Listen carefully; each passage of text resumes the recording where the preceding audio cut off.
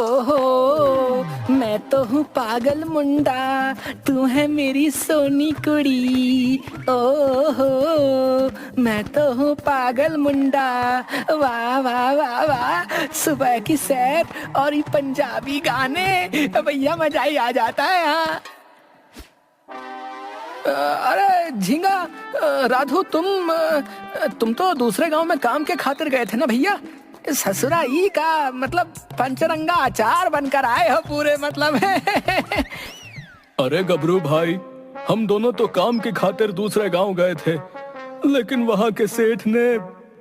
अबे, अपने कासगंज में तो बड़े मिथुन बने फिरते हो, हैं?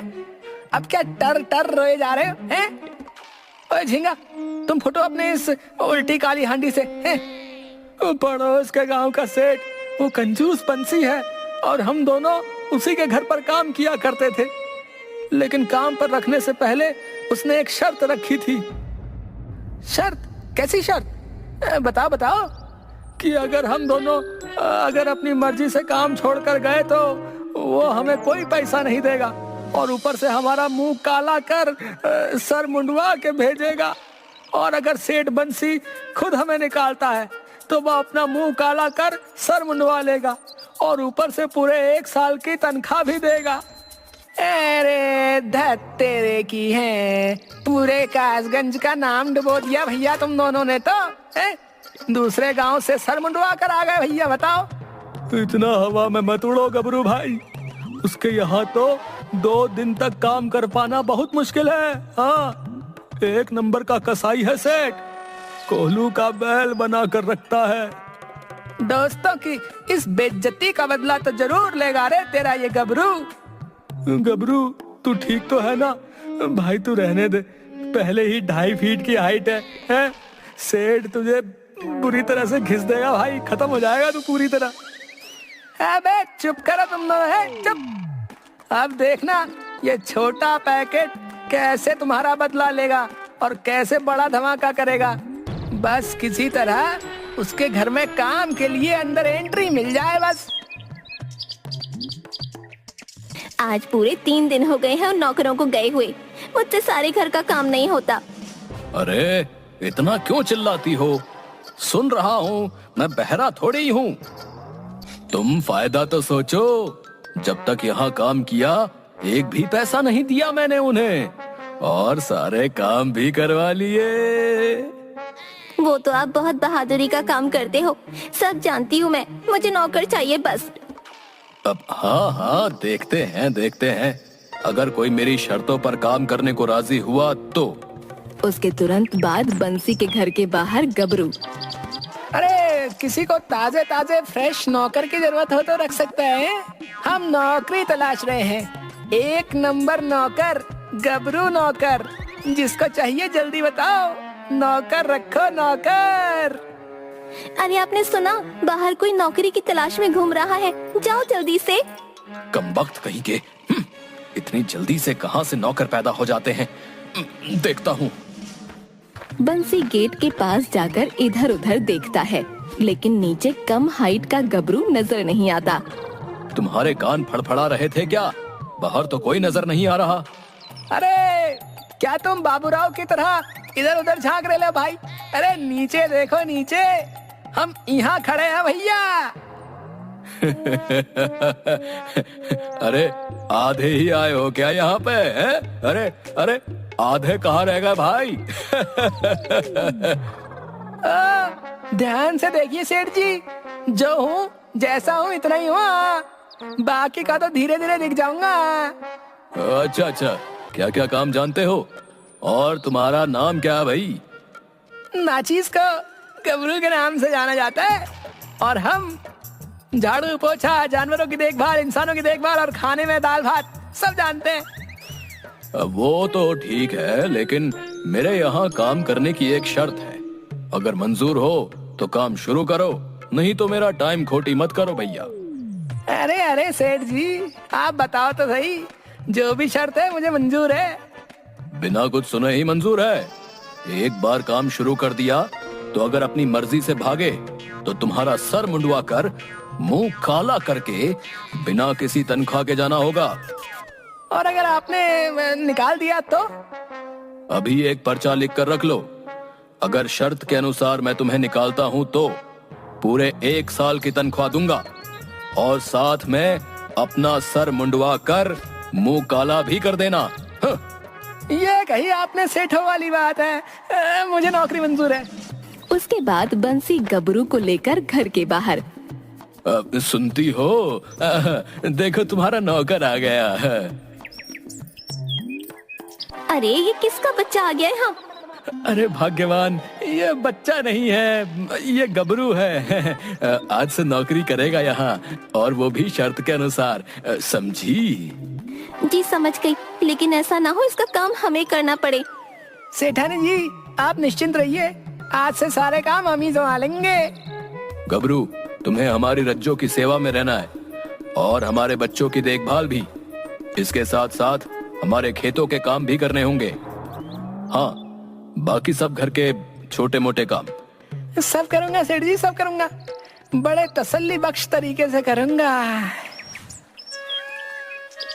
अगले दिन सेठ बंसी अपनी बीवी और बेटे के साथ बैठा होता है। अरे गबरू कहाँ मर गया रे? आपने बुलाया और हम चले आए। जी सेठ जी बताइए, हुक्म कीजिए। अबे चक्की पांडे के फूफा है। अबे राजू को जोर से पोटी है, घर का संडास खराब है, इसको खेतों में हल्का करवा ला जा। जैसी आपकी इच्छा सेठ जी, अभी गया समझो। चलो राजू। राजू को साथ खेतों की तरफ ले जाते हुए और ले जाकर एक झाड़ी के पीछे पोटी करने बैठा दिया। इस कंजूस सेठ ने तो राजू को पोटी करवाने को कहा है, सुसु नहीं। कहीं ये कमबख्त सुसु ना कर दे। ओहो सुन सुन, हाँ राजू के बच्चे, तेरे बाप ने मुझे सिर्फ पोटी करवाने को कहा समझा? अगर गलती से भी तुमने सुसु कर दिया ना तो तेरा सर मुंडवा दूंगा, समझ लेना, सोच लेना, बता रहा हूँ। अरे गबरू भैया, बिना सुसु के पोटी कैसे करूं?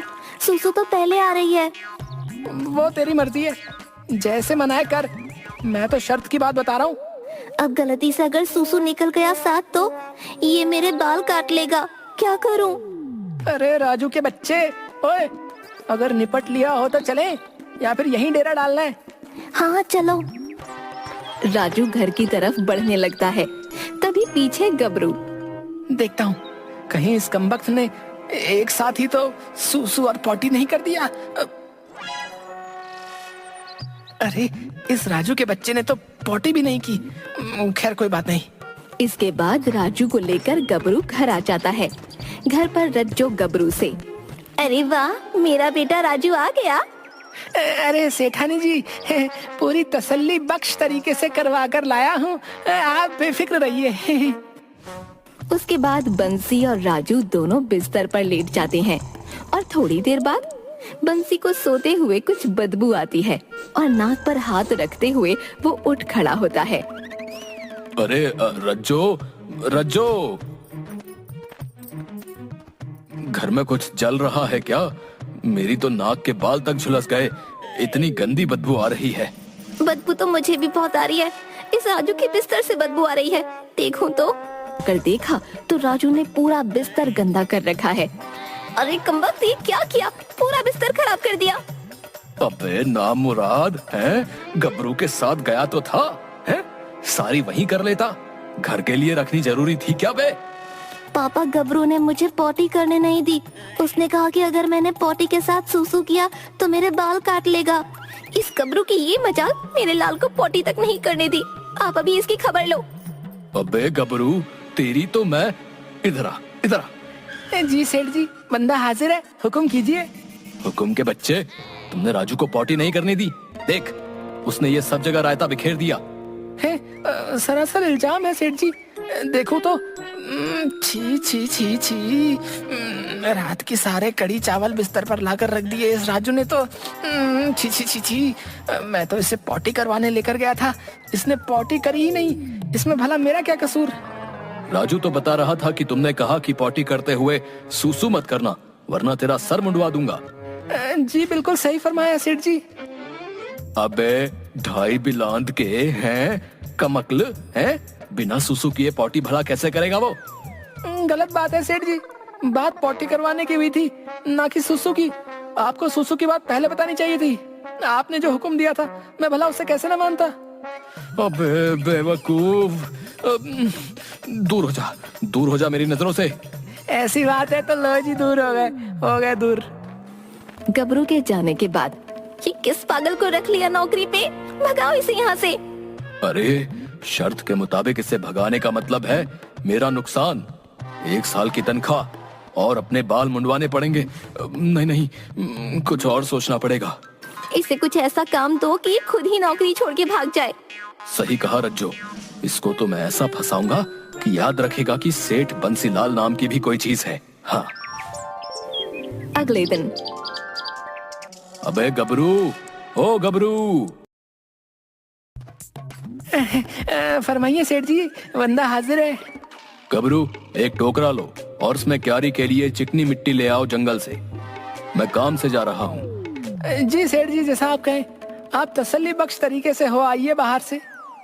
और हाँ, तुम्हारी सेठानी जैसा कहें ठीक वैसा ही करना, कोई शिकायत ना मिले। जी सेठ जी, आप बेफिक्र रहे हैं। उसके बाद गबरू टोकरा और एक कुदाल उठाकर खेतों की तरफ चलता है। ए साला, मैं तो साहब बन गया। ओए होए, साहब बन के और तन गया। ओए होए, गबरू तू तो सच में कमाल का सिंगर है रे। चलते हुए बहुत ही दूर आ गए हैं, जंगल ठहरा बहुत दूर। ससुरा, यहीं से कंकड़ वाली मिट्टी ले जाता हूँ। गबरू ने वहाँ से मिट्टी भरी और घर पहुँचकर सेठानी के सर के पास रखकर, अरे सेठानी जी, मिट्टी ले आया हूँ, इसे कहाँ फेंकूं? अरे बेवकूफ, मेरे सर के पास आकर खड़ा हो गया, फेंक दे मेरे सर पे। अच्छा जी, ऐसा है तो लीजिए। हे भगवान, मार दिया इस बेवकूफ ने। तभी वहाँ बंसी आ जाता है। अरे रज्जो, क्या हुआ? यह चोट कैसे लगी? उस 1.5 फुटिए गबरू ने सर पे मिट्टी की टोकरी फेंक दी। अबे गबरू, गबरू। जी आया जनाब, बंदा हाजिर है। अबे गधे, हैं? हमारी रज्जो का सर फोड़ दिया, अब इसकी मरहम पट्टी का भी खर्चा। ये क्या किया तुमने? आपकी आज्ञा का पालन सेठ जी। अबे गधे, मैंने कब कहा ऐसा करने को? आपने ही कहा था सेठ जी, जैसा सेठानी कहे बात माना करना। बस उन्होंने कहा सर पे मिट्टी फेंक दो, मैंने फेंक दी।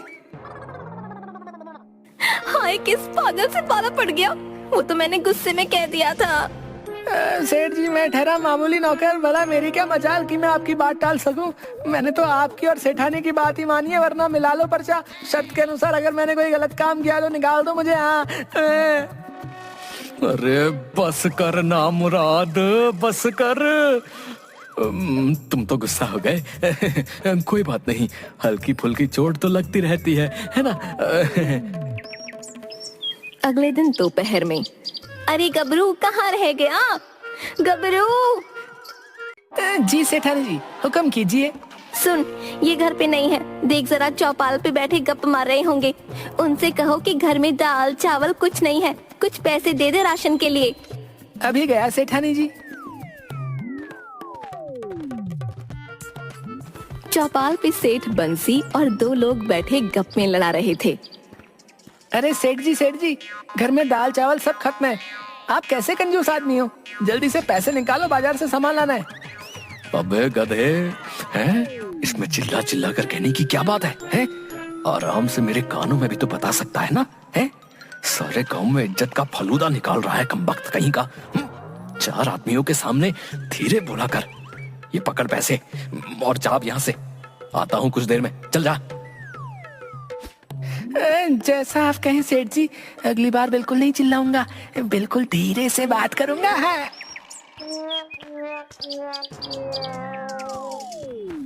गबरू जैसे ही घर आता है, सेठ बंसी के घर में एक तरफ आग लग गई होती है।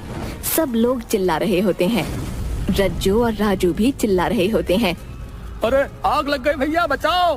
बुझाओ, कोई आग बुझाओ, आग बुझाओ, कोई आग बुझाओ। अरे बचाओ, अरे बुझाओ भैया, आग को बुझाओ। अरे अब मैं क्या करूं, मुझे इसकी खबर सेठ को देनी चाहिए। हाँ।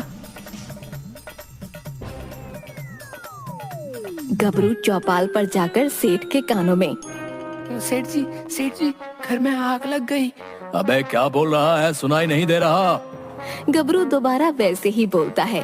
2-3 बार ऐसा करने पर अबे गधे, जोर से बोल। सेठ जी घर में आग लग गई है। अबे क्या, घर में आग? बेवकूफ, जोर से नहीं बोल सकता था। सेठ जी आपकी बात मान रहा था, आपने ही कहा था 4 आदमियों के सामने धीरे बोला करो, अगर मैं गलत हूँ तो मिला लो पर्चा।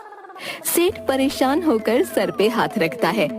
उसके बाद दोनों घर पहुंचते हैं। अरे सेठानी, तुम ठीक हो ना? सब जल गया जी। देखो ये कमबख्त नौकर आग लगने के बाद भी भाग गया। क्यों बे, तू क्यों भागा? आग क्यों नहीं बुझाई तुमने? हुजूर सच बोल रहा हूँ, मुझे आग बुझानी आती नहीं है। अबे गधे, आग लग जाए तो उस पे मिट्टी, रेत, पानी जो मिले फेंक दो। जैसा आप कहें हुजूर, अगली बार आग ऐसे ही बुझाऊंगा। अगली सुबह सेठ बंसी नहाने के लिए नल के पास तैयार बैठा था। अरे गबरू, अरे जल्दी से नहाने का गर्म पानी ले आ। जी हुजूर अभी लाया। ये लीजिए सेठ जी। नहाने लायक है ना? अरे उबालने लायक है जनाब। क्या कहा? अरे कुछ नहीं जनाब, 100% नहाने लायक है।